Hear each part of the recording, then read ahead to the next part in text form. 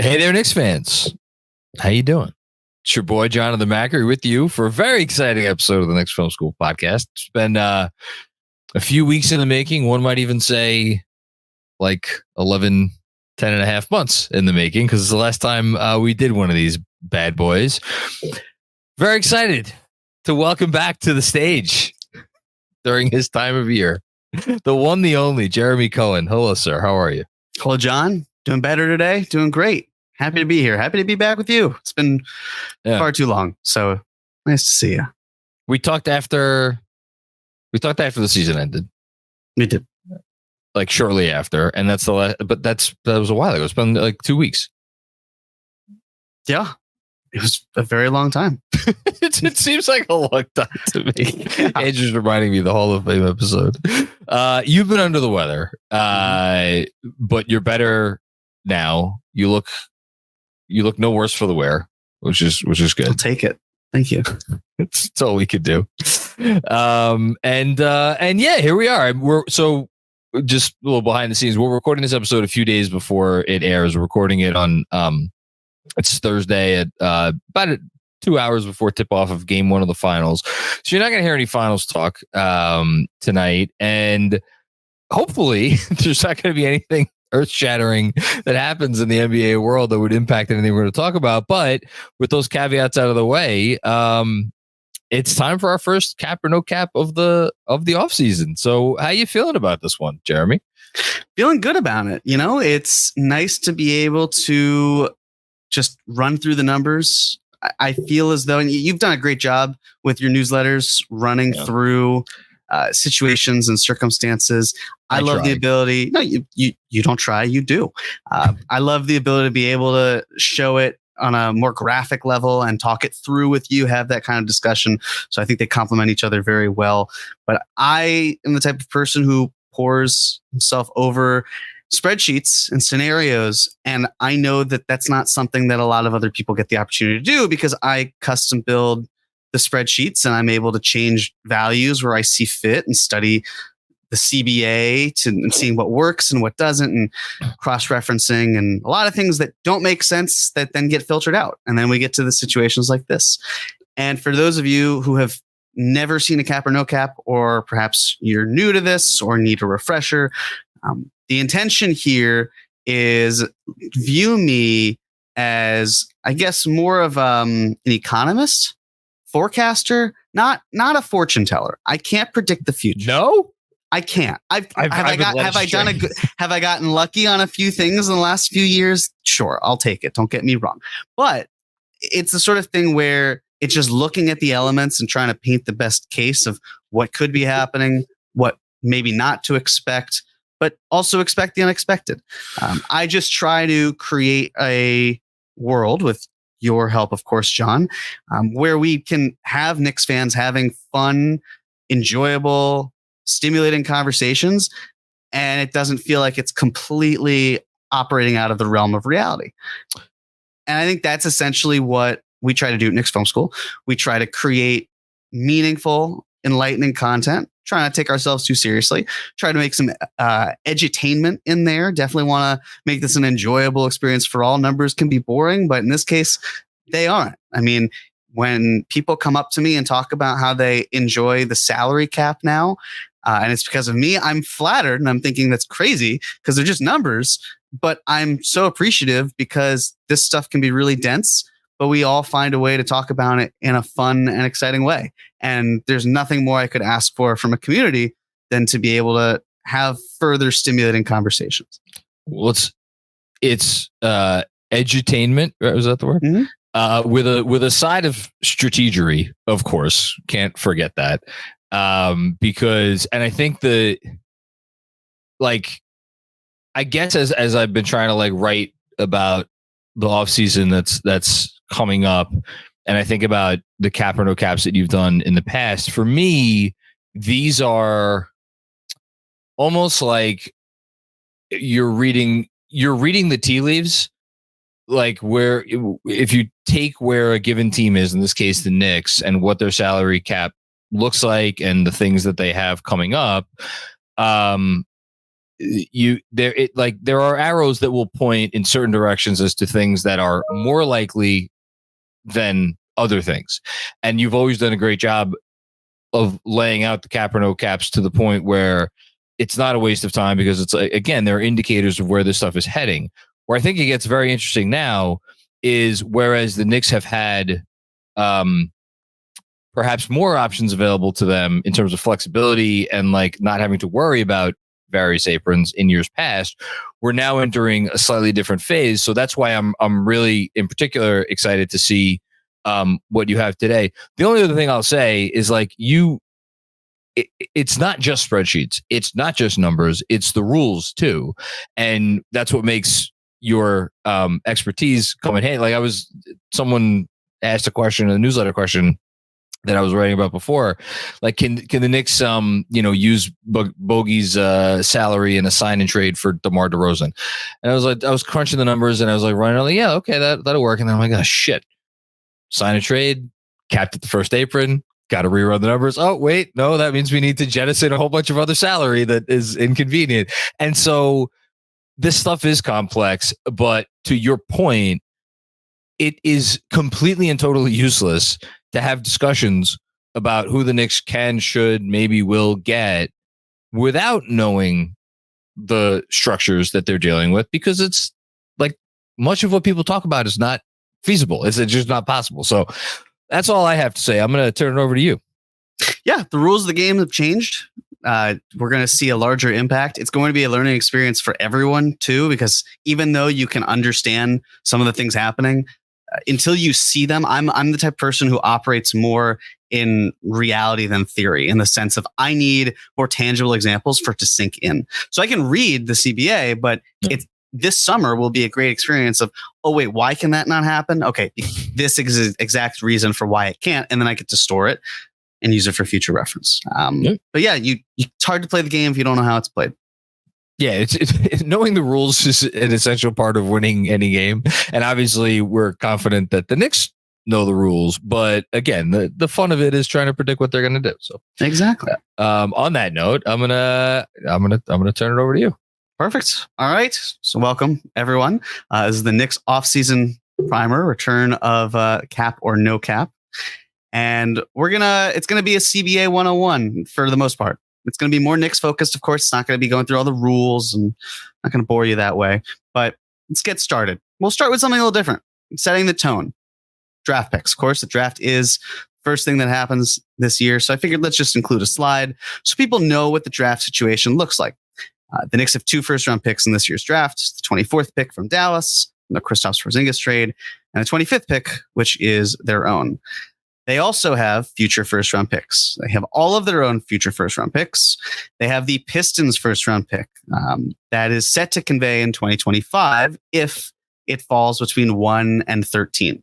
If it doesn't, it will fall between 1 and 11 the following year. And if it doesn't, the year after that, it will fall between 1 and 9. This is a pick that I feel very good about the Knicks having. Main reason being, I don't see the Pistons being a bottom 10 team, bottom 13 team, whatever you want to call it, for 3 more years. There's clearly an urge to win and to start being competitive. Curious how they go about it, but you're going to start to see internal development and growth pay off that way. Next year as well, the Knicks have the 2025 Bucks pick. If it's 5 through 30, if it falls 1 to 4, it actually goes to New Orleans. It was part of the Drew Holiday trade originally. And then there is the weakest of the bunch in terms of first round picks, which is the Wizards pick. If the Wizards pick next year falls 1 to 10, then it is sticking with DC. The year after, it would stay 1 to 8, sticking with DC. And then if it doesn't convey, then it turns into a couple second round picks. And those would be presumably good second round picks, but not first round pick as the Knicks might have intended. And in terms of second round picks, they have the Utah Jazz 38th pick overall this year. They forfeited their pick next year, their own pick, because of the Jalen Brunson signing. They received the Nets second round pick in the Cam Reddish trade that they had first when they acquired Reddish. It's also a Pistons second round pick that unlikely to convey. And then flotsam. They traded a couple seconds for Alec Burks and Bojan Bogdanovic. They acquired a couple seconds in those same years that are likely to be worse. Actually, no, they might be better. They might be better with Obi Toppin. You don't have to necessarily worry about the second round pick happening in 2028. But I figured this, if you're watching, a good example of where their assets lie. The two big takeaways for me are basically if the Wizards are one of the 4 worst teams in the league for the next 2 years, that pick cannot convey as a first round pick. They have to be, if they're again, and they are set to be one of the 4 worst teams. Well, this year actually, I guess they could be one of the 6 worst. The year after that, they would have to be one of the 4 worst to ensure themselves that they hung on to that pick. And the nice thing about the Pistons pick is it goes out another year, so the Pistons would have to not only suck for the next 2 years, but the next 3 years to hang on to that pick, which is a nice little thing. Exactly. That's why I'm not worried about the Pistons pick. Wizards pick, I've already chalked that up to, you get a couple nice picks in the 30s, maybe you trade up, maybe you do other things, depth pieces down the line when the Knicks are an even better team, or spots to be in. So let's take a look at the free agents and the potential free agents on the Knicks. There's Bojan Bogdanovic, who has a partial guarantee. John, you pointed out with Fred on the pod that partial guarantee could indeed, the deadline of it could be moved. Team options, they cannot be moved in terms of timing. The guarantee date for non-guaranteed contracts can be. OG Anunoby has a player option. Every indication is that he will be opting out. There was a time in which case it would make sense for OG to be opting in and extending. He has vastly outplayed that level. So it's a little different than the Josh Hart situation. Josh Hart really he really lost about $6 million, give or take, on average. For Dante DiVincenzo to come into the door, OG opting in and extending and doing everything from there, it doesn't really behoove the Knicks in the way that it would be. So I expect him to opt out. Alec Burks, unrestricted free agent, recently signed with Clutch as an agency. Isaiah Hartenstein, unrestricted free agent. Precious Achiuwa is a restricted free agent as of now. The Knicks could also rescind any qualifying offer, which would make him an unrestricted free agent. Jericho Sims has a partial guarantee and a team option. It's kind of double whammy there. Shake Milton, unrestricted free agent. Quan Jeffries, team option. Mamadi Diakite, non-guaranteed contract. And the nice thing about the non-guaranteed contract that Diakite has, the guarantee date isn't going to happen until January. So the Knicks don't have to get rid of him. They could. I think there's a compelling reason for why they might, but it's not like any move needs to be made urgently in the same way that Taquan Jeffries and his salary would have to be determined right away. Good stuff. So we'll talk about OG a little bit. $19.9 million player option. He was acquired on December 30th, as we all know. He could be extended. It's a 2-year deal. It would be at 105% raise off of last year's salary. It would line him up for a potential extension prior to free agency. But the goal would be to discourage him from opting out. Point is, if he wanted this deal, he could have gotten it a while ago. A 2-year contract is something that Kristaps Porzingis did when he was traded to the Celtics. Obviously, more wear and tear, injury concern. He wanted the security. OG is a little different. This is his first big payday. As we know, represented by CAA, his agent is Sam Rose. Sam Rose is the son of Leon Rose. So you would hope, of course, that the connections that be, the Knicks are able to hang on to OG Anunoby. Call it naivete. I'm simply not that worried about losing OG Anunoby. It's really, in my mind, what will the final number look like? Yeah, I do think it's a little notable, at least, that there's only 2 teams that have more than $35 million in cap space, and one of them is Detroit. The other one, obviously, is Philly. And I try as best as I can to pay attention from the various smoke signals coming out of the Sixers organization, and God knows there's a lot of them. It seems like they're going hunting for a more of like an alpha type. Now, that doesn't mean that, OG isn't a possibility for them, but I'm with you. I would frankly be stunned if he did not sign with the Knicks. I'm just waiting for the number. And, I guess the question is, do they have to go to a 5th year? But we'll cross that bridge if and when we have to come to it. Absolutely. And I think the other thing to consider is, from at least how I viewed this, a lot of the talk that has existed with Philly feels like it's coming from Philly. Yes. So it's hard to really get a pulse as to what is perhaps more objective. I mean, what really is objective here? When you see something leak, there's a reason why it's leaking. Yeah. Someone has something to gain from it, but something to consider with them. Here's what the salary situation looks like if OG Anunoby opted in and extended at the after 6 months versus getting a full max contract. If he opted in and extended, we're looking at, including this year, like let's say he were to do opt in and then sign for 3 years, he would get $110 million. If he were to opt in and then get an extension for 4 years, it would be about $145 million. If he opts out and signed the full max for a 4-year max, $189 million. And if it were a 5-year full max, $245 million. My guess here is it will fall somewhere in the middle of all of this. Probably closer to the $140 to $150 million range. A lot of others have cited as well. But just wanted to highlight what these look like in comparison, because, I mean, he's giving up about $79 million by opting in and extending compared to opting out and signing a full max. And I don't think either one is really on the table. I certainly don't think the opt in and extend one is anymore. But the other one, the full max, would just be very surprised as well. I just want to add that NBA players, just by evidence of what we see, nice big round numbers tend to be attractive to some of these guys. I have no idea if one would be attractive to OG, but I will just say I ran the numbers earlier today. He could get, if it's 5 years, obviously you can't get it were 4 years. If it's 5 years, he could get to 5 years and $200 million with a starting salary next season of under $35 million. It would, I think, be 34 and change, and that would be obviously with max 8% raises, which the Knicks can give and nobody else can. And like you could build incentives into that too. We know how these things, they're reported as whatever they're reported as, and then the fine print comes out and it's like, well, it's actually not $200 million. It's 180, and then there's like 20 million possible in incentives if he plays a certain amount of games or he makes all defense, which that's another nice thing that I feel good about. Like I could see that. I could see both sides feeling like it's a bit of a win-win to build in some of those incentives. And obviously the Knicks have a lot of experience building them in the past into contracts. Yeah. And for someone like OG who has missed significant time over the years, you would hope that it's tied into games played in some capacity.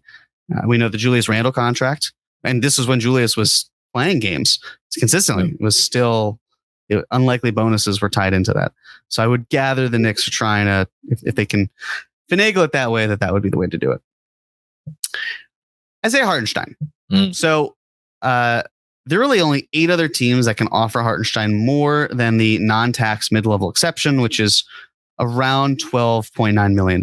It's the Pistons, 76ers, the Jazz, the Thunder, the Magic, the Spurs, and then 2 swing teams, the Hornets and the Raptors. Those are teams that could, what I like to call Schrodinger's cap. Will they be over or will they be under the salary cap? My hunch is that the Hornets, they could, I mean, it all depends on Miles Bridges, for example. Yeah. They could go over or under depending on that. The Raptors, my guess would be they stay over, which would then mean they are not one of these teams because they can't offer more than the mid-level exception. What's the big swing piece that they have that I'm not thinking of at the moment? Gary Trent Jr. Oh, that's right. Gary Trent Jr. He's up for a new contract. So. Remember all that reporting that he extended last summer and then like it vanished into thin air? What was that? I don't know. Yeah. Anyway. Life comes at you fast, I suppose. Yeah, it does. Anyway. Okay. So it's really about what's important to Hartenstein because we don't know him. We don't know what he wants, what's important. But we can try to at least ask the questions. If he wants winning, if he wants to win right away, go to the 76ers, you go to the Thunder, you go to the Magic, all teams that made the playoffs last year. If he wants money, he could go to, as we just mentioned, the Pistons, 76ers, Jazz, Thunder, Magic, and Spurs. They can all offer more than the Knicks can. But then there's the opportunity to start. He's not going to start in Philadelphia, not as long as Joel Embiid is there. So it's really the Pistons, the Jazz, the Thunder, the Magic, and the Spurs. Of course, you think about fit. with Wemby, is that something that they necessarily do want if they are San Antonio? I'm not saying they don't, just more of a thought. The Magic, of course, they are looking into backcourt help. That's not to say that they couldn't bring money in and then try to trade Jonathan Isaac or Wendell Carter Jr. for a backcourt piece. Not quite sure, but there are options. I know there's a lot of fear about the Thunder. We don't really know what the Thunder want. No. It's very easy to point to them and say, oh, well, they need rebounding, but do they want Chet at the 5? Because if they do long term, then see, like in my mind, I look at the Thunder and I feel like they would be a very fascinating Tobias Harris team where you just get a large wing who can rebound, who you can afford to pay him 2 years, $45 million. And I know a lot of people are very used to the idea of Tobias Harris just not being the player who he was paid to be. But that's, to me, I mean, if he's making a little over 20 million, that's still a rotation Harrison Barnes type piece. You can use that as outgoing salary. You're adding talent. But it stems to the point of we don't really know what the Thunder want. If anything, if we looked at the Gordon Hayward acquisition, and if we see Presti saying, I messed up on that, it's, well, did you mess up on the thinking or did you mess up on the player? Because it's the archetype, then someone like Tobias Harris does make sense in that role. But if it's someone where I just shouldn't have gone after Gordon Hayward type of player, period, then you don't really know what they want.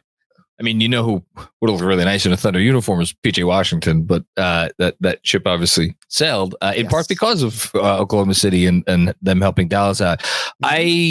So for anybody who didn't listen, Zach Lowe had Jonathan Gavoni on his episode that dropped a few days ago, and they both talked about the Thunder as a potential Hartenstein team. They also both conveniently ignored the fact that the Knicks are limited to how much they could pay Isaiah Hartenstein. Blank check. Yeah, blank check. That was great. 4 for 72. That's the most they could go, unfortunately. I wrote about Hartenstein, I guess, on Monday, and I identified the Thunder at that time as the team that I was most worried about. And my reasoning, I think at this point, is that, okay, let's say they think Chet is long-term, he's a 5, which I think that would be the smart move. Well, how much are they thinking long-term today? And what I mean by that is, would Hartenstein go for a shorter deal with the Thunder? That was, but again, if he is leaving some security on the table, because the thing about Oklahoma City is they're going to have to worry about, they've never been a team to spend big. Like, they have all these big paydays coming up. They don't have to worry about those for a couple of years in terms of like when Chet and Jalen Williams are going to get paid. Right now, it's just SGA, and they even have a little bit more time until he gets his next contract. So it's really like they have some wiggle room in the next 2 years. So like, what kind of a 2-year deal would it take to entice? Like, do they have to give him, 2 years, 60 million? Like, I don't know. Like that sounds insane. Yes, but it does. So yeah. The other thought is, if you're trying to get a balloon contract, if you're Isaiah Hartenstein, okay, so let's say it's a 1 or 2 year deal that you leave the Knicks for, and you're in Oklahoma City. Well, you're then back in the same boat where you don't have the long-term money that you might be craving. And you're also 2 years from now in the same position of early bird rights versus full bird rights. True. There's an argument to be made that the Knicks actually say to Hartenstein, we'll give you 1 more year with an opt-out, and then we have your bird rights, and then we could sign you something larger. What you have to be careful about is some sort of CBA tampering if the NBA feels like, hey, what you did wasn't quite kosher. But it also, if he's paid well, then it all. It's risky, though. It would be risky to do that. By the way, Joe Smith situation. Exactly. Minnesota had. We have a Thunder insider. I'm not going to spoil who it is, but someone who is as well versed on the Thunder as anyone coming on the pod next week, or later this week. Excuse me. So we'll do a lot of Hartenstein talk then. Excellent. And just a few other factors to consider. Location. Where does Isaiah Hartenstein want to be? He has played. He's bounced around a bit, but saw time in Houston, saw time in LA.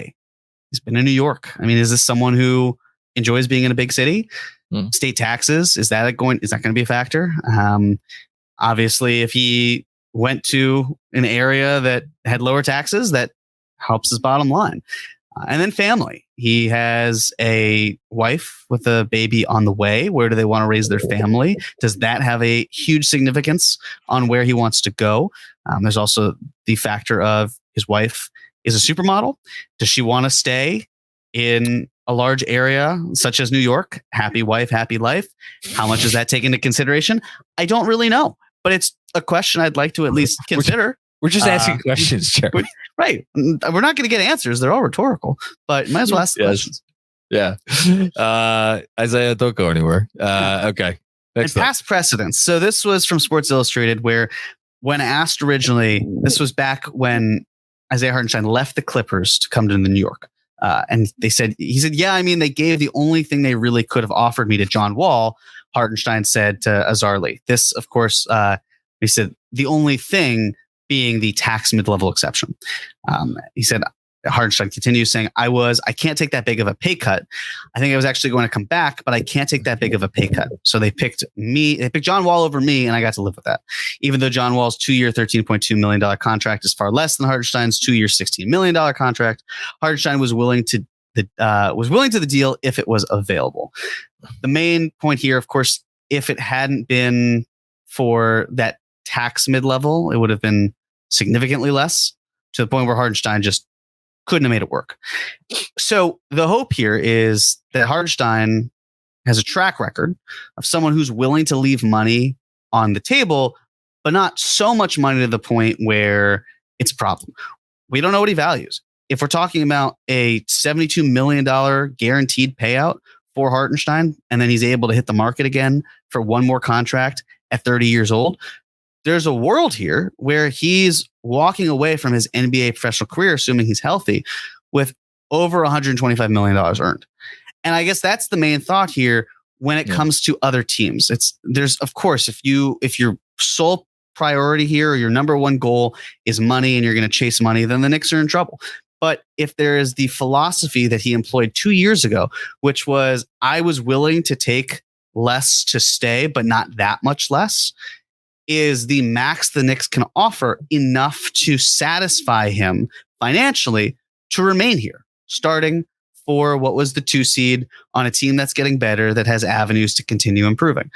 It's part of why, and as I turn to the early bird rights max that Hartenstein has, where it's about $16.2 million year one, about $17.5 million year two, $18.8 million year three, $20 million in year four, leading to $72.5, give or take, $1 million contract. It's on my money. I can't count it, but that feels like just saying if everything else is happy in your world and you're making that level of money, not a bad position to be in. It's also,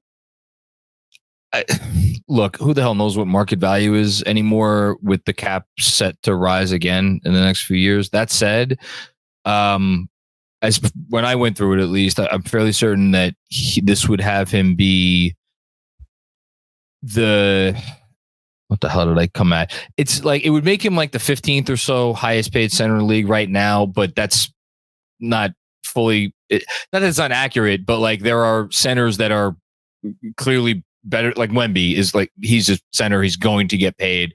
Like, so I feel funny counting, like, and Chad obviously, but he'd be like, Hartenstein is somewhere around I think probably the 12th to 16th best center in the league, maybe if a little higher on him, a little, but that's kind of the range I have him in.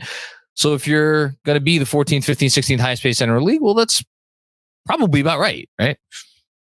Yeah, I would agree. And it depends how you value the centers, but he's not a high usage guy. It's not what he does, but what he does is rank second in the NBA in defensive EPM and anchor a defense that, along with OG Anunoby. So with both of them coming back, that would be incredible, of course, for the Knicks. I know I'm stating the obvious here. Let's talk about Julius Randle. Julius Randle is extension eligible. Yeah, they are big numbers. So this year, Julius Randle, his cap hit is a shade under $29 million. It had to do with an unlikely bonus or likely bonus not hitting and now converting to unlikely, changing the cap hit for the Knicks. It's something they will still have to take into consideration from a total payroll standpoint, especially if they get hard capped. But no need to worry about that for the moment. If Julius Randle were to extend, it would be at 140% of this current year's salary. So the max would be $40.5 million. He would take his player option, rip it up, and not this upcoming season, but the one after would start at 40.5. And then it would go up to 43.8, 47 million, and then 50.2 million. And of course, you're probably looking at these numbers and your eyes are bulging and you're thinking, oh my God, how could you possibly give that? And I think there's some certainly truth to it. And I don't even disagree.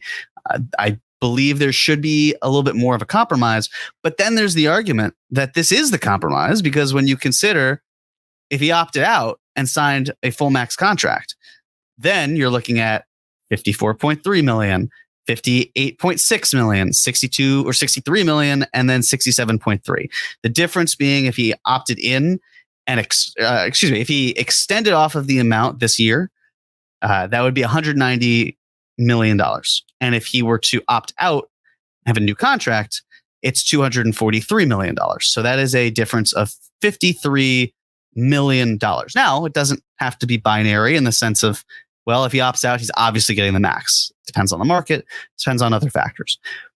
But when we talk about the rules with sign and trades and the challenges that go there and what we know the Knicks ultimately want to do, maybe it's continuing to stay the course with Julius. But also, he's certainly a candidate to be salary filler, good salary filler, two-time All-NBA, would have likely been three-time if not for the injury last year. How do you use him to the best of your abilities? And it's getting that extension done. But of course, if it's I'm not signing unless it's a max extension, then if you're the Knicks, you have questions to ask yourselves because you're creeping into the second apron. And I think that this is the time where NBA teams need to start saying no a bit more to their players, which is going to be very difficult. But I wouldn't be surprised if it's still going to be a player empowerment league. Really, well, let me rephrase. It will be a star empowerment league. It's not really pro player, it's pro star. But at least with this, the NBA, I mean, if you were to know ahead of time, right? Let's say Cat were signed to a contract, the Supermax. If that were on the table 2 years later, when we knew all about the future CBA, everything that was happening at the second apron, all of that, would the Wolves have given it to him? It's a good question. Right. I can't answer it, but I'm starting to wonder if teams say we are restricted in such a degree to what we can do that we have to start making hard choices and figuring out what it's like, because they could say, like in that case with Minnesota could have said, Cat, with second apron and the other contracts and everything, we can't afford to give you that amount. And Cat would have said, well, you need to give me that amount, right? Let's just say that was his MO. Sure. And the Timberwolves could have said, well, no, we don't need to. And Cat could have said, well, I'll test the market. I'll go somewhere else. Be like, that's great, but you're not going to get a Supermax from another team because you can't get it as a free agent. The whole point of the Supermax is 35% max salary, even though you're only entitled to 30%. You can't get it with another team. The only way you can get it is with the team that drafted you, or you were traded on your rookie contract. Neither of those things would have applied to Cat. So that's where the Timberwolves, in this hypothetical, do they say, you know what, Cat, no, we can't do that. This is what we're giving you. This is what we're offering. And if you don't take it, then you have to reevaluate whether or not you want to be in Minnesota long term.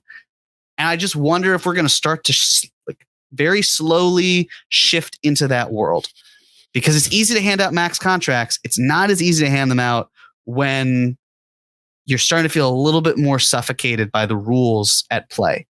And that's where I wonder what happens with Julius. Julius will be in 2025, 31 years old. The last two seasons have carried injury risk. He still has not proven himself to be quite that postseason performer that we would certainly hope. There are warts. There's also a hell of a lot of talent there, which again, he was going to be, in my opinion, all NBA for the third time. So there's talent there.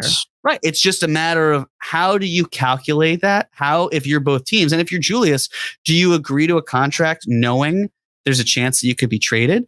But then if you hit the open market for the fear of, well, I didn't want to be traded by the Knicks, what are your options on the open market? Are your options worse there? Would it be better to take the money? And then, I mean, the Knicks, from a trading perspective, if you look at pretty much everyone that they've dealt, I mean, there are probably some exceptions, but the majority of the players they've dealt, I feel like they've sent them to situations that actually benefit them. Sure. Yeah.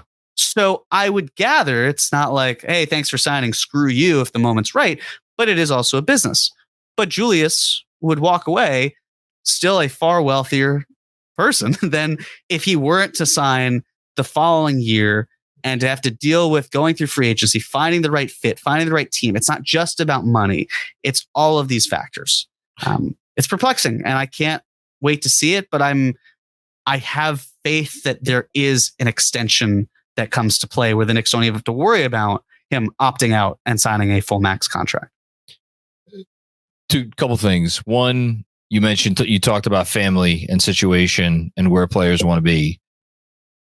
I can't think of a Knick player in my lifetime who has. It's not coming from Julius, but whose like family life is so publicly out, not in a bad way, but like we see Julius' son now, two children, but his older son is obviously the one that's really, out there a lot. And like, his wife is comes to games and everything. Like he's ringing the stock exchange bell, like up on Empire State Building, doing like, he really does seem to love New York and raising his family here. And like, when you consider that, I think that is meaningful here. Hashtag meaningful. Also, $40 million sounds like a lot of money, right? Doesn't seem like that long ago where max contracts are like, oh my God, $30 million. That seemed like a ton. And now 40 for Julius Randle, like $40 million contract in 2025-26 season would rank roughly, depending on how a couple extensions work out, like the 25th, 26th highest paid player in the league. So it's like basically the fringe of all-star level player.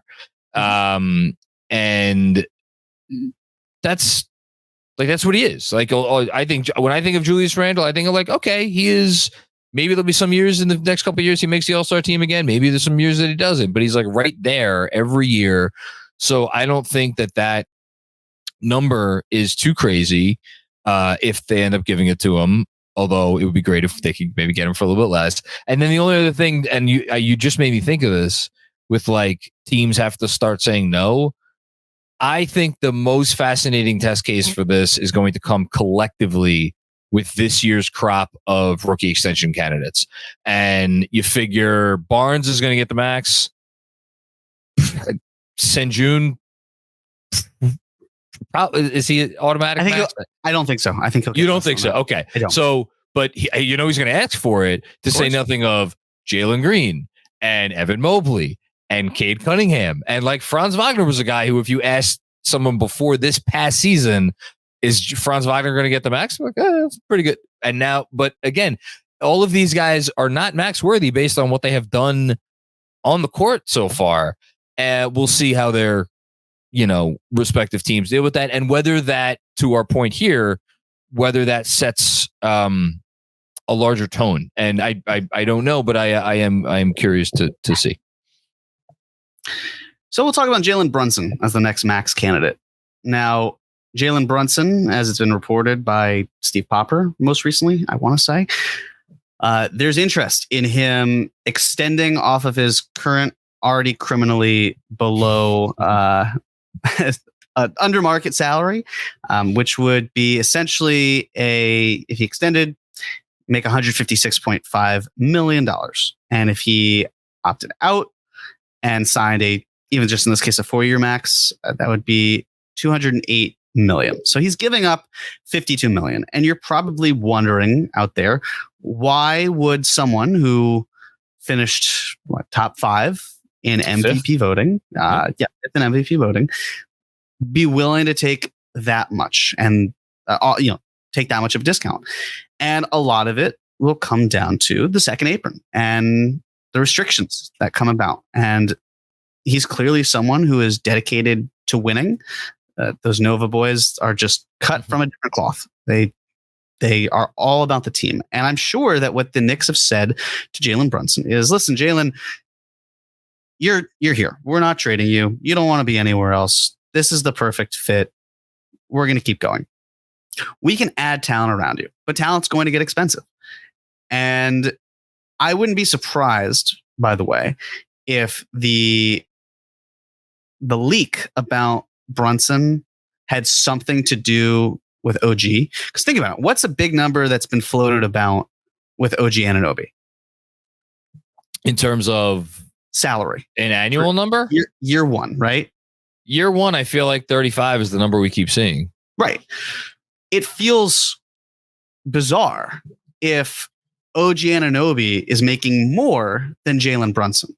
And I understand that that's market dynamics, different positions. That's Jalen Brunson's choice. It's not OG Anunoby's choice. OG Anunoby is not responsible for Jalen Brunson taking less, but it sets a tone. No one really wants to be that person who was the ass who upset the apple cart. And when you look around the team and it's like, okay, Jalen Brunson, our best player, he took a discount. Josh Hart took a discount. Dante DiVincenzo presumably took a discount to be here. Isaiah Hartenstein, if he comes back, there's reason to believe that he would be leaving money on the table elsewhere. So OG, at what point is enough enough? If you're earning more this season, for example, than Jalen Brunson and Julius Randle, I understand he's going to, just because of how the market works out. But the following year, if the way it works, all that, that's just, it's kind of like, it reminds me of the Yankees this past season when they were after Yamamoto, and they didn't want to offer anything more than what Garrett Cole was making, because Garrett Cole, reigning Cy Young winner, making, I believe it's a $324 million contract, offering Yamamoto $325 million. It's kind of just like, what are you conveying here? You're saying financially that this guy is more valuable when he's never made a single pitch in the MLB compared to Garrett Cole, who just won the Cy Young Award. And I think it's that kind of grouping that you try to get everyone to be in line. It's like, let's all sacrifice. Let's all be members of the team here. And that's the thing, is we'll look through these numbers far more closely. Jalen Brunson taking a larger contract would mean so many other things get triggered that hurt the Knicks and their pursuit to winning a championship. Yes. I like the whole time you're talking about this, I'm thinking, well, we've seen this in the inverse direction in terms of money mattering, but guys wanting to be at the top of the totem pole. Like I'm pretty, Andrew, correct me if I'm wrong. I'm pretty sure Fred has talked about this on the pod. Not a coincidence that the RJ Barrett extension, $107 million guaranteed. Julius Randle, the extension that he had signed the previous summer, $106 million guaranteed. To say nothing of the Brunson was 104. So like RJ made sure he came out of that with a number that put him on top. Now, I don't know if that hastened his exit out of town. I don't think it did, but that was a whole thing. Can I make one amendment to your Jalen Brunson max contract numbers here? Please do. You have listed as his 28-29 salary, if he extends this offseason for the max that he can, as $43.3 million, which is in fact what he would be due that season, again, under the max he could sign right now. I would be willing to wager a guess. Yes. That yes, I agree with you. That the final year of that deal will be a nice, juicy player option. And I just looked it up. The salary cap in 28-29 will be $206 million, which means if you are a 35% earner, which Jalen Brunson will be by that point in time because he has 10 plus years of service time, the first year of your contract will be, say it with me now, 71 point something million dollars. That's just the reality. That's just where things are headed. So the difference between what he could get now versus waiting, I think will be in reality lessened by virtue of the fact that I would wager that if he does this, there's a max waiting for him down the line. Exactly. Got to open up your earnings potential and still try to have a contender around you. Yeah. So let's take a look at the potential Knicks exceptions that are available. There are 3 of them to point out. First, the non-tax mid-level exception. This is for the Knicks if they are not really deep into the tax ability to utilize it, but using the amount, at least certainly the full amount. It's also in the past been anything more than the tax mid-level. For the non-tax mid-level, which I know sounds confusing, but basically if the Knicks were to have the non-tax mid-level exception at their disposal and they used more than, say, $5.2 million of it, then they'd be hard capped. And they'd be hard capped at the first apron. We'll go over math, but if you keep Bojan Bogdanovic, you are already over the first apron. So it's not like you can use this. So assuming OG and Hartenstein, assuming everything we've talked through occurs. Then there's the tax mid-level, and that's, again, about $5.2 million. I believe I can't remember if I said 12.9 or 12,859,000 is for the projected for the non-tax mid-level.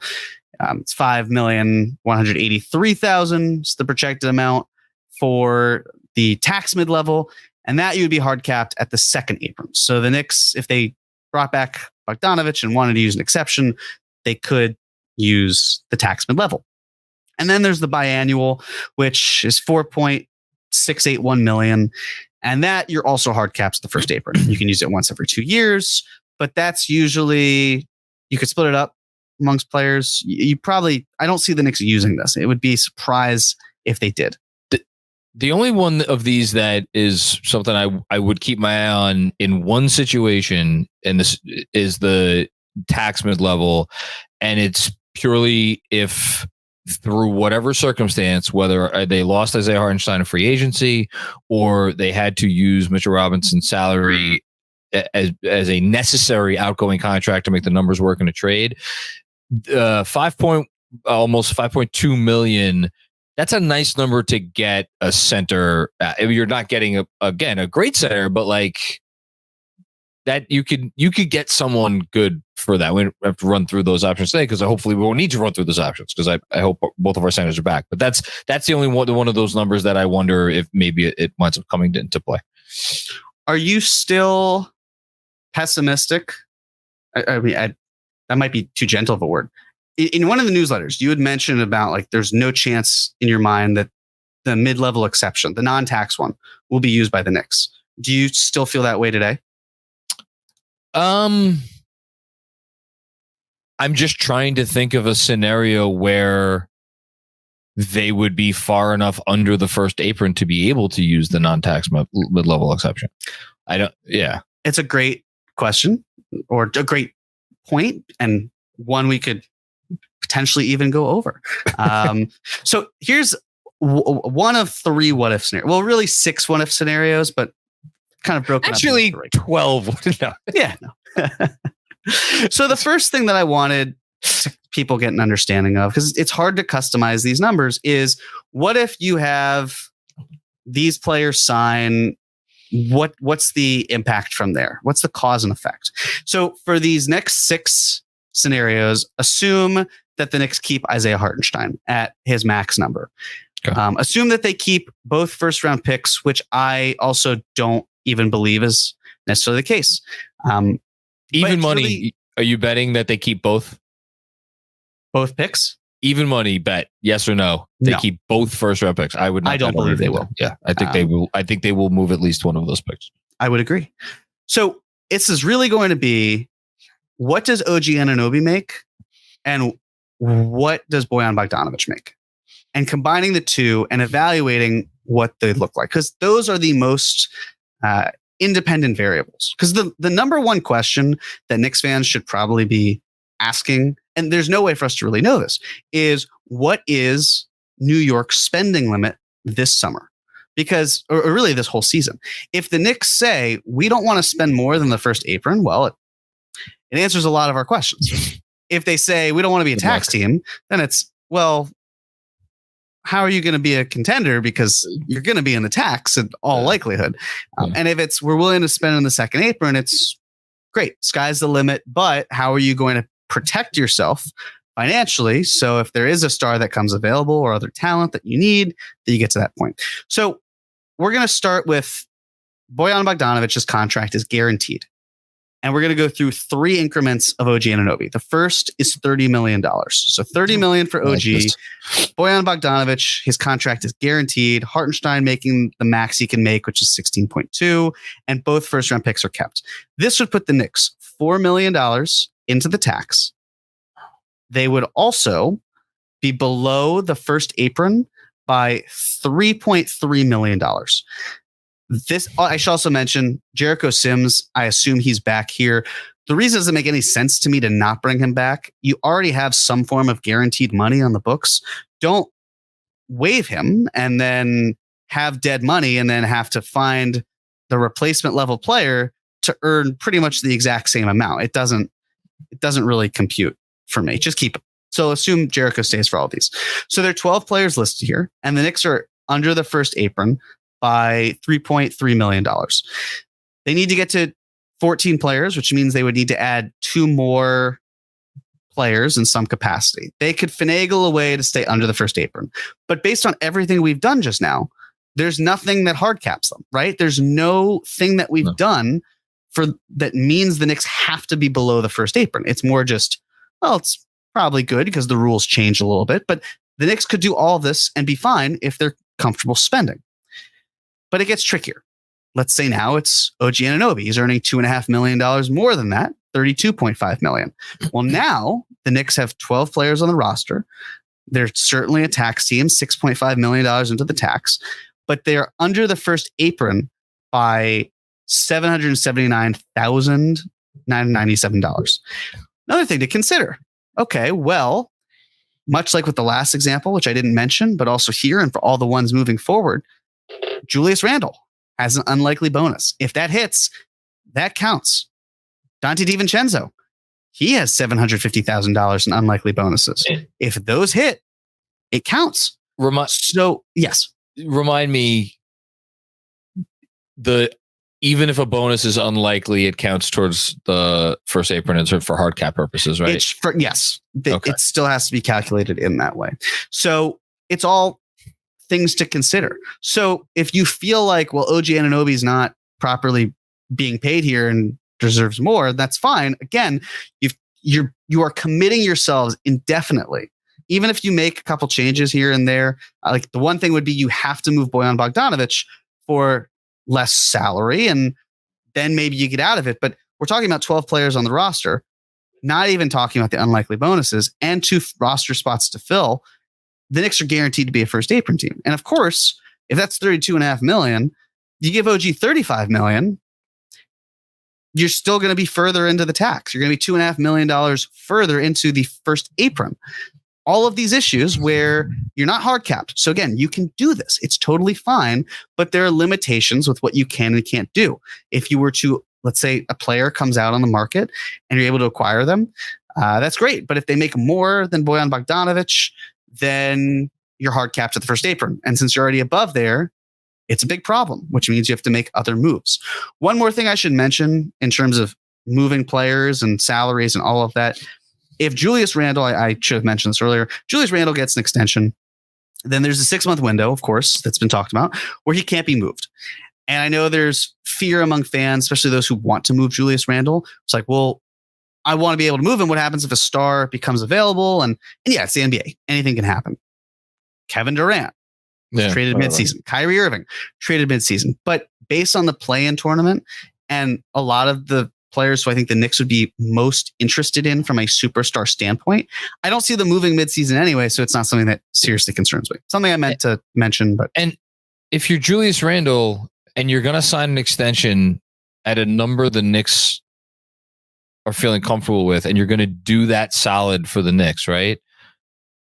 I would imagine the least that they would be able to do for you is if you're like, you know what, guys, not that I don't trust you, but I'm going to hold off on actually putting pen to paper on this one until August 15th, just to make sure I'm around for the entirety of the season. Like I just something that gotta protect yourself, protect your neck. By the way, the 32.5, the contract for OG starting at 32.5, that gets OG over the course of 4 years to $146.5 million. So it's still a nice number with max raises. It is, and it's not considering if there were unlikely bonuses, does that play into it? Either way. The other thing too here that could be fixed, of course, if you gave OG Anunoby $35 million and kept Bojan Bogdanovic, we just talked about, well, what if the Knicks didn't have both of those draft picks? If they removed the 24th pick, traded out, traded down, whatever you want to call it, then that does save them some room. So they could find a way to do it that way, but it's the cause and effect. You now have a roster spot, right? Now, if you did that, you have, let's say you traded out. Okay, it's 11 roster spots. There's a roster charge. You have to add a minimum player, presumably, there. There's some chicanery you can do to kind of dance around that number. We've seen it. We saw it last season, of course, when the Knicks non-guaranteed DeQuan Jeffries, and then welcome back to DeQuan Jeffries. We certainly want you here. Like there are ways to get there from a cap maneuvering standpoint, but choices have to be made. There's only so much the Knicks can work backwards from because there's a set number and they have fixed costs. So it's really about the independent variables. So we've looked at what happens if, all of, and again, you could do all this right here and you could still sign someone to the tax mid-level. Of course, I would wonder who's good enough at that $5 or so million range that's not a center. If you're bringing back Hartenstein and Mitchell Robinson, where it makes sense. Do you trade Mitchell Robinson and then get a position of need elsewhere with that same salary and then find the center that you were talking about, John? Like, yeah, that's an avenue, of course, but there's also the way where you just kind of run things pretty easily. So I want to look now at what if OG were making money and Bogdanovic's contract were not guaranteed, and it's a $2 million cap hit. If the Knicks wanted to stretch that money over 3 years, they could, but presume they walk away, $2 million on the books. Okay.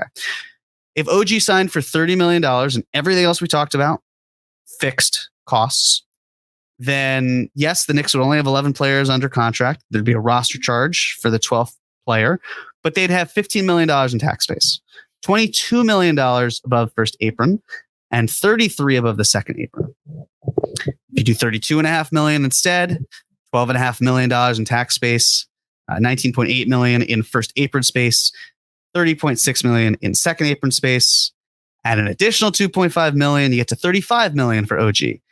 And now, if you have $35 million for OG and all the fixed costs we talked about, they're $10 million away from the tax space, $17.3 million in space for first apron, and then they are $28.1 million in second apron space there.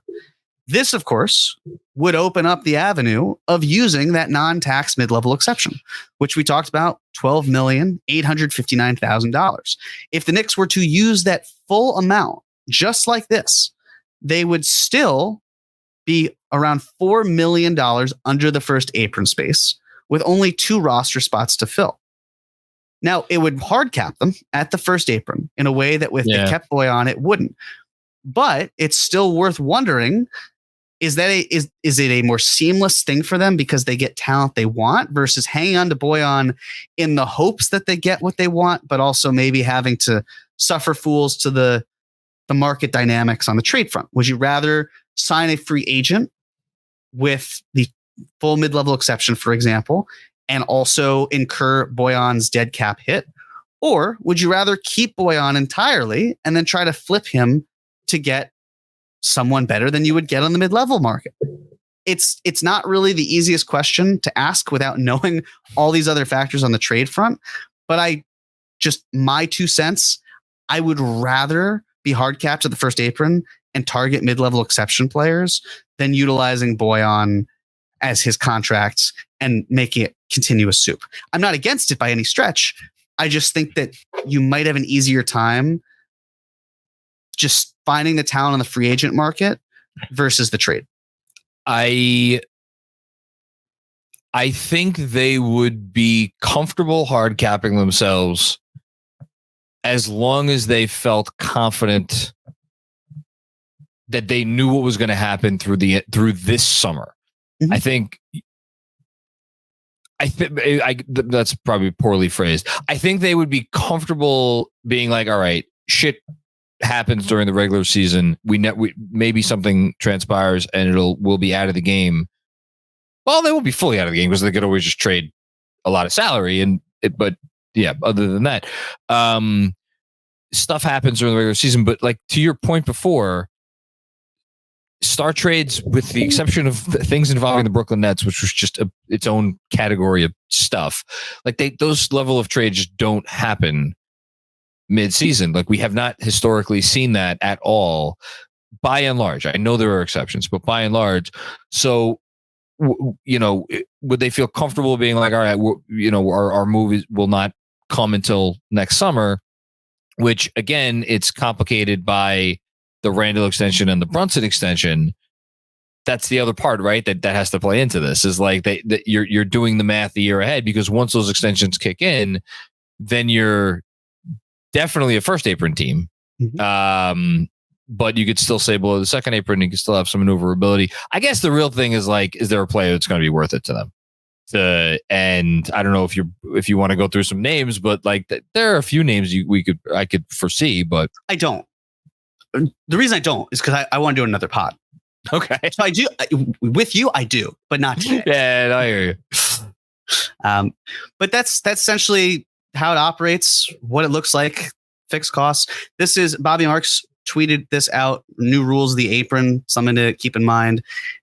I don't want to say don't look at the second apron, but my belief, I'm sure this is yours as well, John, that the Knicks are not going to be a second apron team. No. I know there was talks of that. It's just, as you're looking at the numbers, I don't quite, unless, and I'll go back for a second, unless the Knicks were to bring back Precious Achiuwa and Alec Burks, they're really not in danger of hitting that. So like if you see Bojan Bogdanovic's contract guaranteed $35 million for Anunoby, they're $9.1 million away from the second apron from hitting that. So yeah, if you were to add Achiuwa for $4 or $5 million a year, you're closer.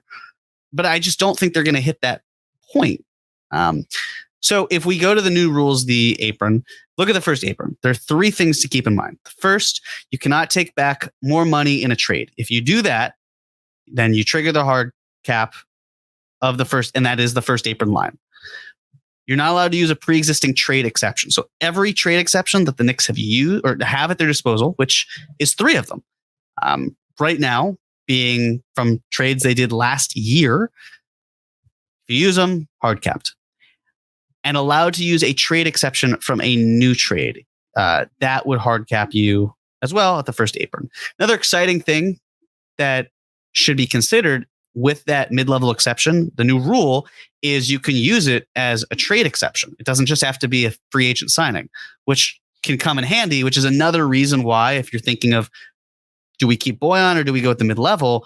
You may just want the mid-level because you can hang on to it and really bring it in moving into the season. So you don't have to use it this summer and make it feel like it's a waste. You could carry it into next year and use it productively. Yeah. The trade exception thing is interesting to me because it's a new rule. We haven't seen somebody do it yet, and I'm curious the first team that does it. I am right there with you, but the thing I want to highlight the most here is taking back more money in a trade. That is the one thing that would likely hard cap the Knicks the first apron the most, depending on how we've talked about this, but it also could depend on, exceptions and all that jazz. So I want to walk through what it would look like, similar to what we just had. Okay, let's say you keep OG Anunoby at $35 million and you have Bojan Bogdanovic and you trade Bojan for, I just said $15 million, right? You trade him for a player earning a random $15 million in the 2025-26 season. And the whole reason I'm trying to put this through is the Knicks would not be hard capped at the first apron by doing that, and they'd still have the continuous soup that they're looking for. So if the Knicks were to do that and all the fixed costs that we talked about before stayed intact, you already know what it was or what it would be for 2024-25. This, of course, is assuming Jaquan Jeffries' team options declined. Mamadi Diakite is removed if you wanted him to be non-guaranteed. Shake Milton cap hit, or his roster charge, is or his cap hold's gone. If you have all that, you're still in the first apron space, but you're not hard capped. Okay. Well, if you were to have Julius Randle at a full max, and again, that's considering worst case scenario of how much money you owe him, and you max extend Jalen Brunson. Now we're talking about next year, by the way. This is 2025-26 season. 25-26. And you have OG Anunoby in the second year of his contract, which would be $37.8 million. And you've got that $15 million in continuous soup that Bojan helped you with. And Josh Hart is making money. And Mitchell Robinson's still here. And Isaiah Hartenstein is in year 2 of his deal. And Dante DiVincenzo is here. And Miles McBride still here as well. And we keep those 2 first-round picks for the sake of it. You're looking at a team that has 6, 7, 8, 9, 10, 11 players under contract, plus Jericho Sims' cap hit. So that's 12. Don't have to worry about roster charges. And the Knicks are already 5.889, 330 away from the second apron. They are certainly a first apron team. It's not bad. Not bad at all. It's something where they could survive it. It's why seeing about the storm is coming. It's like, yeah, there's a storm of brewing. I just don't know if it's going to wipe out the town quite in the way that there's fear. But, and you wrote about this with your newsletter with Karl Anthony Towns, John, the whole point of, okay, well, if you aggregate salary and you need to find a way to send more money out than coming in, there are restrictions and how it's done. The second apron is with the aggregate portion. It's tricky, but it shows the Knicks could survive this. Yeah. But then it's, okay, well, what if you didn't have Bojan? You've cleared his money off the books. The $2 million dead cap hit goes into effect. You are now in a space where you could use the non-tax mid-level exception. You could essentially do exactly what you did beforehand, but you could do it with less money. And you could find a way to get players you want and not run the risk of the second apron and potentially even skirt by the first apron, depending on the money you send out and all you do. It's really abstract. I'm not expecting anyone following this to be like, wait, I got this entirely. It's very complex, and we'll have more pieces filled out after this summer. All I want you to retain is that the Knicks don't have to keep Bojan because there are other avenues for them to be able to add money. It's just a matter of, is Bojan's money the one that the Knicks want? And are they comfortable being hard caps at the first apron this year? And then we can worry about next year to the best of our abilities. I'll certainly try this year to focus on it a little more, but it's really just to illustrate there is room. And this is like with Randle. That's the worst case scenario if you are the front office thinking about dollars and cents, but it doesn't devastate you. You just have to plan accordingly. And of course, you want the right player, if one becomes available, to be there and be ready and prepared. I think the biggest thing this makes clear, for me at least, is it's not. Well, I don't think you're trying to say that there's no scenario in which the Knicks are not going to be a second apron team. I think what I'm taking from this, at least, and correct me if I'm wrong, is that it is not that, to use a different analogy, it's not like the ship is going to be going ashore and there's nothing you could do about it. At some point, the Knicks are going to be ready for the rubber to meet the road, but they are in some control. And I would even go so far as to say a decent bit of control over when that happens, and they will not get to that point. I would assume that they will not get to that point willingly unless they feel like it is worth it to get to that point, which is to say that there is a trade there. It's like, okay, this is the thing that is worth it for us to go up over the second apron because we now have our team to the point like we feel comfortable with the restrictions that are going to come with this move that we have to make. Right. And my prediction would be that the Knicks stay below the first apron this year, that they likely stay below the second apron next year. But again, it all depends on the math involved. But I'll say that they are able to pass the first apron. They don't do anything that triggers the hard cap at the first apron. Instead, it's something at the second apron, potentially when it comes to the aggregation factor. And then the year after that, 26, 27, Then they are a second apron team. They don't do anything that would restrict them in terms of their money. And then the year after that, 27-28, getting way ahead of ourselves, that's when I would imagine they try to come down from the second apron, because being in the second apron for multiple seasons can be a killer. It really hurts your future flexibility. So you think they're going to non-guaranteed bogey, and you think they're going to find someone good with the non-taxpayer mid-level. You have someone in mind. There are a couple names in mind, of course, but there are a few names. There are a few names. But I don't know. There's something about it that just feels like I totally understand why you would use bogey as continuous soup, but it's a sort of thing. What if I'm another team and we know how tight money is getting and a lot of players need to get paid? Would I, if I'm trading a player, rather get bogey's contract, or would I rather generate a traded player exception and I don't have to pay any money or pay less money? That to me is more appealing. Like, you could have matching salary, but with this new game changer of the non-tax mid-level exception, for example, being an avenue to absorb salary without even needing to send back, and also would generate a TPE for the team that sent out the salary, that sounds a lot better to me than Bojan's contract. Just from the outside looking in. Remind me, there's about half the league is going to be in the tax, or more or less than that. That's a good question. You know, I know like half the league was in the tax this year. Maybe that number will go down because the cap's obviously going up, and I don't know. Just the spending power of the non-taxpayer always, like what that gets you is always an interesting thing to me. Obviously, last year it got them. DiVincenzo turned out to be quite a player, and they didn't even need the whole thing for that for him. It's gonna be interesting.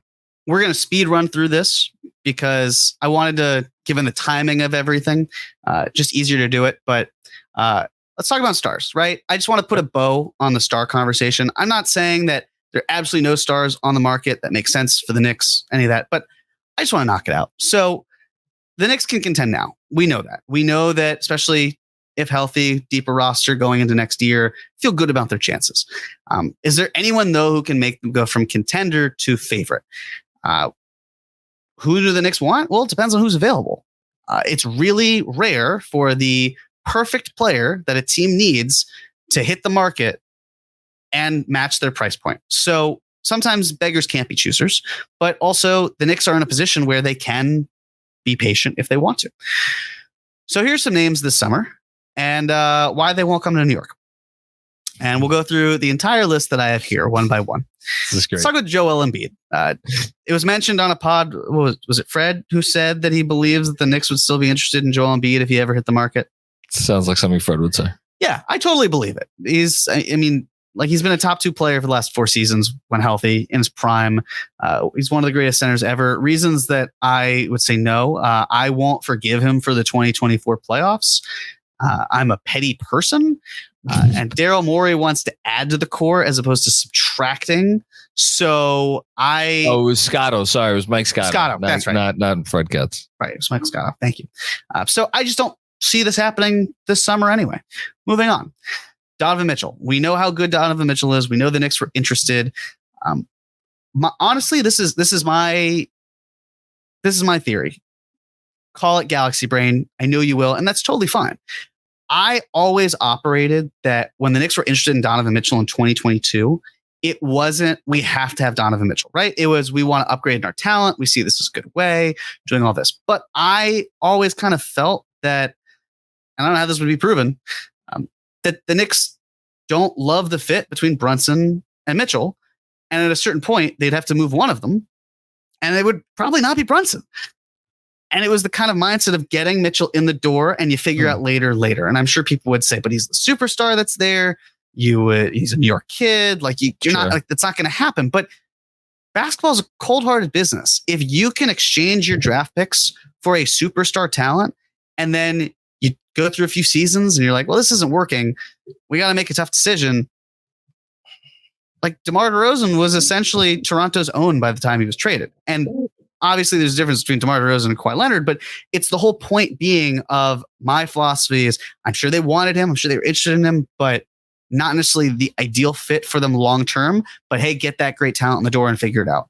We'll never know.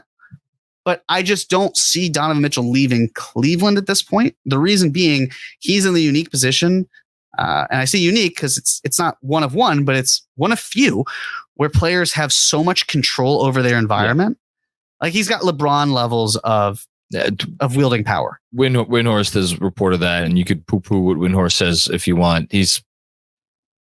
I believe it when he says that. So, like the idea of Donovan Mitchell here, just don't even think it's in the realm of a possibility.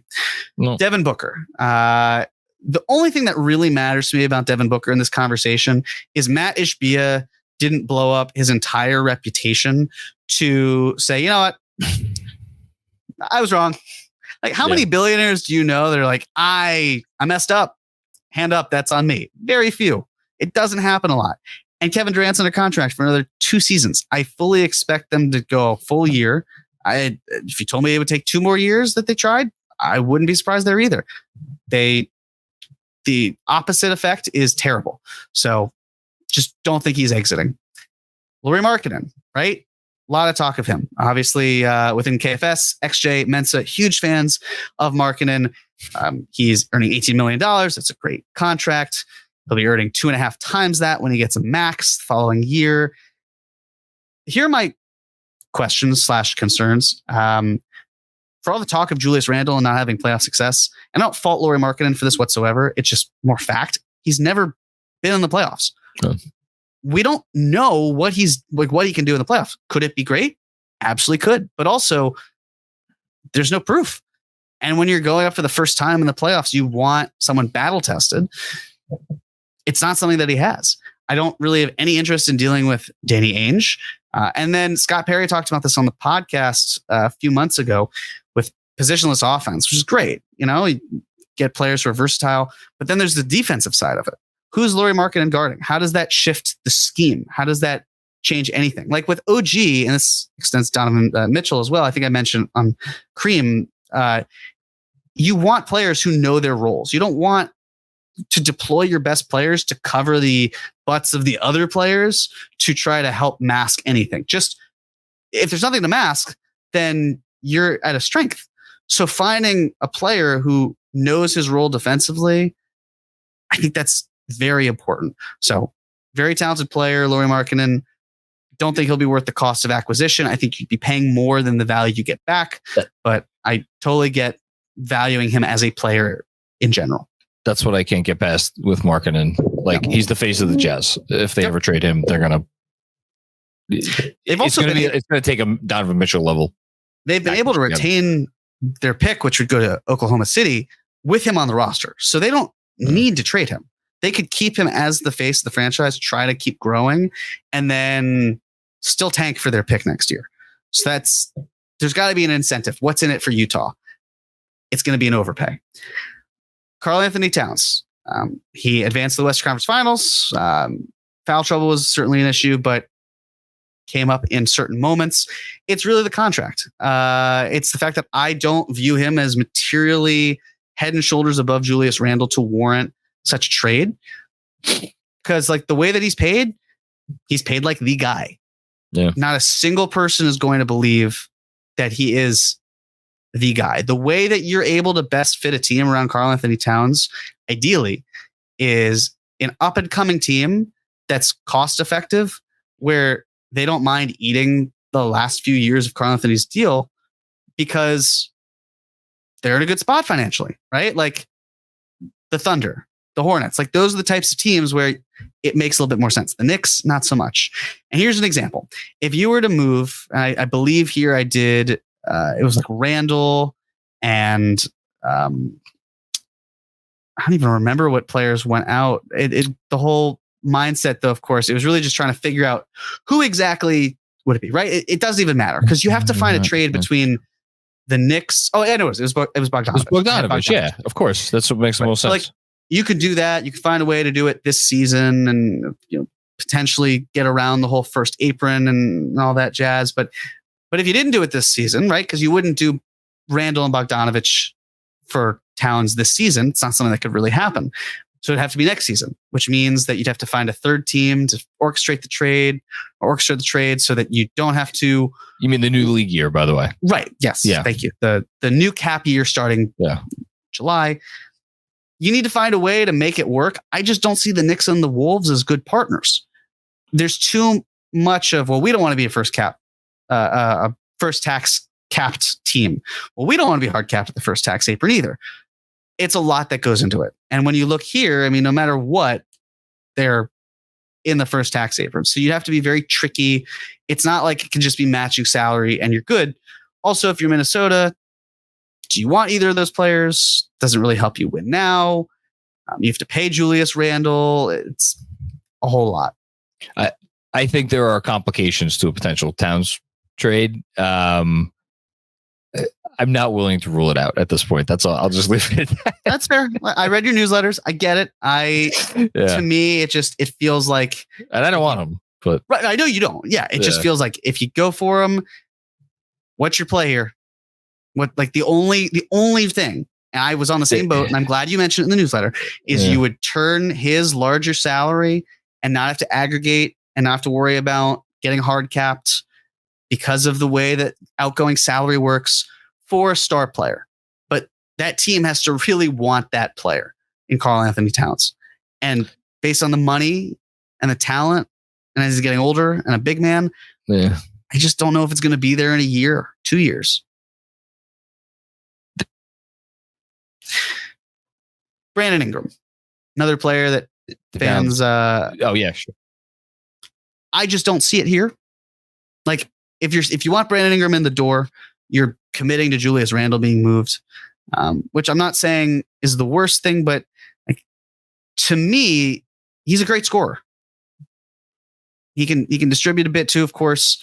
You would want the 3-point attempt rate to rise. He doesn't really fit in terms of what the Knicks want there, but Jalen Brunson, of course, he was not the most prolific 3-point shooter. He ups his frequency. I just don't know if he raises the team's ceiling. And I get it. We just talked about before, well, if the Knicks are essentially a contender or knocking on the door of it, whatever you want to call it, adding Ingram into the fold would clearly make them better. But then again, if it's with Julius Randle leaving, I don't know if they're a better team. In fact, I think you can make an argument that they are not. I think it'd be a compelling one. I just don't quite see the fit here with Ingram. I hate the fit. I don't like the fit with Randle, and I don't think they're a better team if they move Randle to get him. So yeah. DeMar DeRozan, as I wrote here, and I'm proud of it, so I'll read it. He is a talented mid-range assassin. He's got scoring, but the problem is if you want him to not take the paycheck, it's got to be sign and trade. He will be 35 the next year. And if I'm being honest, the fit is disgusting. This is someone who, from a, like, you could talk about, hey, these guys need to shoot more threes. No. DeMar DeRozan's game is the exact opposite of what the Knicks look for in terms of that level of talent. It's just, that's not what they want. He's a hooper. That's great. But that's not the type of talent that the Knicks are looking for from a 3-point shooting, from a spacing, from like, also he's coming here off the bench. So like, how is that working exactly? What is it like to have OG Anunoby, Julius Randle, and DeMar DeRozan, 3 players capable of being power forwards running around? It's a lot of brute force, just not a lot of finesse. It doesn't strike me as a fit. Any thoughts on DeRozan, John? I like DeMar DeRozan as much as the next guy. I'm not sure I love him on the Knicks, unless he would be willing to accept a 6-man role. But that has always felt like a stretch to me. I would agree. Let's talk about Zach LaVine, because we talked to him before. Look, he's a 3-level scorer. Contract is awful. He's coming off of an injured season. Clutch, worth noting. I mean, it seems things have simmered, but do the Bulls want to pay to move him? Probably not. But I just want to illustrate, because I talked about this also on Cream, where it was the circumstances last year around this time where my interest of LaVine was compared to now with DiVincenzo. here. New rules of the CBA kicking in. Wasn't injured. But also, you've just found talent in other ways where you don't need to do it. But let's say you're the Knicks and you just did matching salary for LaVine, because that's something I've seen coming up. So if it were getting Zach LaVine, what did I do here? Well, it's Bogdanovich, Mitchell Robinson, Deuce McBride, and the 2024 24th pick being removed. The complications here. Before a draft pick is signed to a contract, the money is not attached. It's a cap hold, but it's not on the books. You would have to sign a player, wait 30 days, and then make this trade happen. So with all that being said, doing all of this, the Knicks are still taking more money in with LaVine's salary than have going out, which means that they're hard capped at the first apron, which means that this trade, which leaves the Knicks with Zach LaVine, Julius Randle, Jalen Brunson, OG Anunoby, Josh Hart, Isaiah Hartenstein, Dante DiVincenzo, the 25th pick, and Jericho Sims, which is only 9 players, is already above the first apron and hard capped, which means this trade can't even happen. So you'd have to work out so many other dynamics just to do what?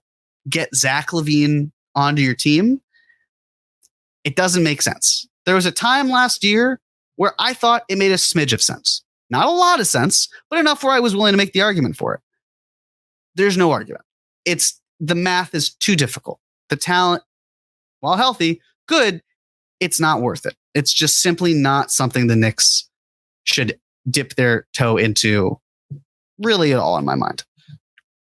Would you agree? Yes, I want no part of. I understand it's like you're getting the player virtually for free. You're not, because you still have to pay the contract. And I frankly would rather have Dante DiVincenzo starting for the Knicks. Exactly. So to wrap up this large conch, the impact of the new contracts, you're going to have to pay, and it does all add up, which is why looking for people like Jalen Brunson, who are so incredible at potentially taking extensions, that would give the Knicks a lot of breathing room. And that's why you have to be aware of this new CBA. A lot of new restrictions are coming in. It's far more punitive. It's going to make teams make these decisions that maybe they don't necessarily want to.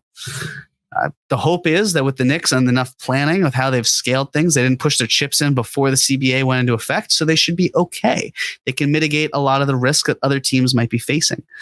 But there will be ripple effects, and it'll be fascinating to see how the Knicks, if at all, take advantage of the situation. And then finally, don't lose sight of the ultimate goal. Excess assets to trade for better talent. That's what the Knicks have. You want to take it season by season, but you also still want to keep your eyes on that prize. And it's tough, right? Because Leon Rose, in my humble opinion, did not come here for the best thing for him to do. And it was a great thing. I'm not putting it down. I'm just saying at the time when Jalen Brunson was signed, it was not, oh my God, Jalen Brunson, superstar. It was, okay, well, that was a nice signing, or wow, they overpaid for that, which not correct. But you bring Leon Rose here and harness the power of CAA to build an even better team. And the crappy part with that is when you kind of go by a process of elimination, it feels like you sort of know pieces who are going to be shipped out if push comes to shove. But until then, make the best team possible you have here without hurting yourself too much in the short term and not much in the long term. And the Knicks have the power to do that. They're very well positioned. So that is the opener of our cap or no cap, and we'll have some more coming up soon. I want to end by asking you 2 questions. Yes. Question number 1. What thing are you most curious about this summer, which is to say the thing that you are most waiting on? Like, you want to see what happens with this situation because you are most curious about it, or you think it could, you don't have a read on it. You think it's 50-50 one way or the other. Like, what is that thing for you? Are you saying with the Knicks or just around the NBA in general? With the Knicks. I would say it's really Bogdanovich. That will be the first kind of telltale sign of which direction they choose to go. Okay. Corollary, because that's how you answered the question. Do you think if they move back his guarantee date, it increases or decreases the likelihood that they will pick up his option, or has no impact? I'm going to say no impact. Because if the mid-level exception weren't also a possibility of as trade exception, then I would get it. But it's like, all right, is the one thing really that you're worried about being hard capped at the first apron? Because there are ways around that. That the Knicks hard capped themselves at the luxury or at the tax apron this past year by getting Dante DiVincenzo, and they squeaked by just fine. So it's getting to that point where I don't think they have any issue imposing a hard cap on themselves. It's just, who's it for? What's it worth? Second question. What is the realistic thing that they could do that would surprise you the most?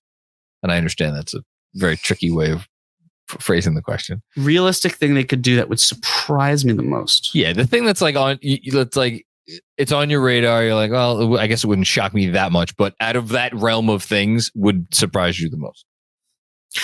I would say, let's go with trading up pretty high. Okay. The reason being the salary that comes from it. Okay. That's a good answer. What would you think? Realistic thing that would surprise me the most. Actually, can I change my answer? Sure. I'm still going to go with Mitchell Robinson being dealt. Okay. Just, I see it. It's staring me right in the face in terms of you don't have a lot of centers on the roster, multiple ones who are paid double-digit amounts. I talked about this with Cream, but it's like it's the sort of thing where if you told me, hey, they're going to move Mitchell Robinson for a complimentary piece that helps him somewhere else, it wouldn't shock me because I feel like, yeah, that could be realistic, but it's also, but couldn't you find another way to go about it without subtracting? Like, my hope is that the Knicks don't run it back. I hope that they add to it, but I just don't want them to subtract a whole lot more. And I know that inherently saying run it back sounds like that, but I think there's a difference between saying, hey, let's do the same thing with just draft picks, and hey, let's do the same thing with draft picks, one or multiple, and also take any of the kind of like the fat that's there and massaging it into something that actually helps them winning. Because every single year they have made strides. We know how 2021, 22 turned out, but we know they've tried to improve every year. The idea of running it back, you said this, it's just not, it's not really a realistic thing. They got better last summer. There was talks of, well, they got Dante DiVincenzo, but they lost Obi Toppin. And did Obi Toppin go to the Eastern Conference Finals and the Knicks didn't? Yes. I would argue the Knicks were better off because if there was a choice, the Knicks were hard capped. They had to do something where it just made sense. To answer my own question, I think the realistic thing that I would be most surprised if it happened is if they did not make a trade of any kind. So I realize I'm putting myself in a different camp than you, because essentially what I'm not essentially, well, I guess they could non-guarantee bogey and still make a trade, but I think they will pick up that contract and I think they will use it in a trade. So we'll bet a beer on that. Sounds good. Jeremy, this was, chef's kiss, perfection. As I've tried to do this stuff over the last few weeks. Nobody does it like you. This was the perfect opening salvo, and I'm really genuinely excited for your thoughts on the mid-level now, among other things that I know you have in store, but that one in particular, I'm curious where you're going to go with that. Anything from you before we get out of here? No. Thank you, John, as always. Great co-host for these. I might be making them, but I need your insight to help balance me and keep me honest too, and get your thoughts. So thank you as always, buddy. I try.